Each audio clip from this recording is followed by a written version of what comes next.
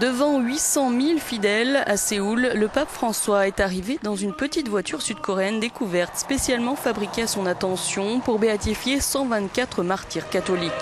Des hommes et des femmes exécutés à partir de la fin du XVIIIe siècle. Selon l'Église catholique, près de 10 000 Coréens ont été tués depuis l'introduction du catholicisme.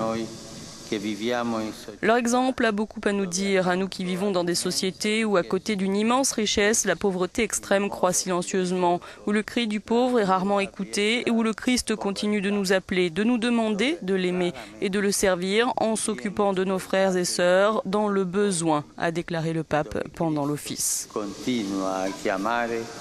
Ci chiede di amarlo e servirlo, tendendo la mano ai nostri fratelli e sorelle. Ce sont des laïcs lettrés initiés à cette nouvelle sagesse par l'enseignement des jésuites en Chine qui ont introduit le catholicisme en 1784 en Corée du Sud.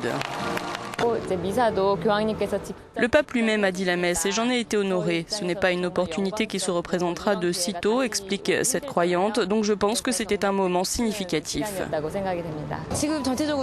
En ce moment, d'une manière générale, le pays est très dépressif. Je ne pense pas qu'il faille se laisser emporter par ce sentiment et je pense que la visite du pape sera un tournant, qu'elle changera cette atmosphère, explique cet autre.